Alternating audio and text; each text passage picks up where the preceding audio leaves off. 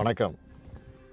இந்த வீடியோ எதுக்குன்னா, விருதுநகரில் நடக்கிற தென்மண்டல இளைஞரணி நிர்வாகிகள் சந்திப்பு மாநாட்டில் கலந்துக்க இருக்கிற இளைஞர்களுக்காக 1980 நாங்கள் இளைஞர்களாக இருந்தபோது தொடங்கப்பட்ட அணி இளைஞரணி.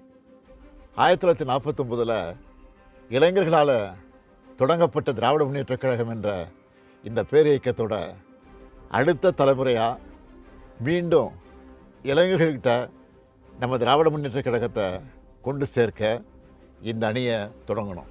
அன்றைக்கு என் கூட களத்தில் நின்று கழகத்தை வளர்த்த இளைஞர்கள் தான் இன்றைக்கி உங்கள் முன்னாடி மாண்புமிகு அமைச்சர்களா, எம்எல்ஏக்களா, எம்பிக்களா, மாவட்ட கழக செயலாளர்களா பல்வேறு பொறுப்புகளில் இருக்கிறாங்க.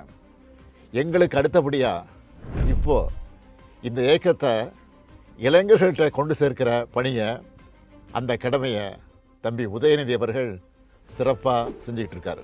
திராவிட முன்னேற்ற கழகத்து மேலே எப்போதும் வன்மத்தோடு இருக்கிற எதிரிகள் என்ன கட்டமைச்சாங்க? இளைஞர்கள் இனி திமுகவுக்கு வருவாங்களான்னு சந்தேகம் எழுப்புகிற மாதிரி தன்னோட ஆசைகளை வெளிப்படுத்திக்கிட்டு இருந்தாங்க. அதையெல்லாம் உடைச்சு தம்பி உதயநிதி அவர்கள் இளைஞரணிக்கு இன்றைக்கு தமிழ்நாடு முழுக்க 5 லட்சம் நிர்வாகிகள் நியமித்து ரெக்கார்ட் பண்ணியிருக்காரு. 5 லட்சம் நிர்வாகிகள் ஒரு கட்சியினுடைய துணை அமைப்பில் நியமித்து வேலை செய்கிறத பார்த்து மற்ற கட்சிகள் எல்லாம் ஃபாலோ பண்ணுற ப்ளூ பிரிண்ட்டை திமுக இளைஞரணி தான் கொடுக்க போகுதுன்னு நினைக்கிறேன். 78 கழக மாவட்டங்கள்லையும் சோஷியல் மீடியாவுக்கு என்று தனியாக துணை அமைப்பாளர்களையும் நியமிச்சிருக்கிறாங்க. இதோட தொடர்ச்சியாக தான் மண்டல வாரியாக இந்த நிர்வாகிகள் சந்திப்பு கூட்டம் நடைபெறுது. 5 லட்சம் பேருக்கும் ஃபோட்டோ ஐடி கார்டுன்னு இராணுவ படையை போன்ற உறுதியான கட்டமைப்பு, கட்டுப்பாடு மற்றும் ஒழுங்கோடு இது நடக்குது. அதனால தான் பிப்ரவரி 7ஆம் நாள் விருதுநகரில் கூட்டம் சொன்னதும் எனக்குள்ள புது உற்சாகம் உண்டாச்சு.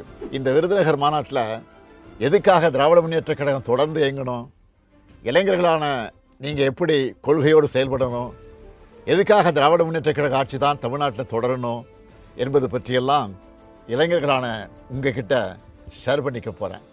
பிப்ரவரி 7 விருதுநகரில் சந்திப்போம், வெல்வோம் ஒன்றாக.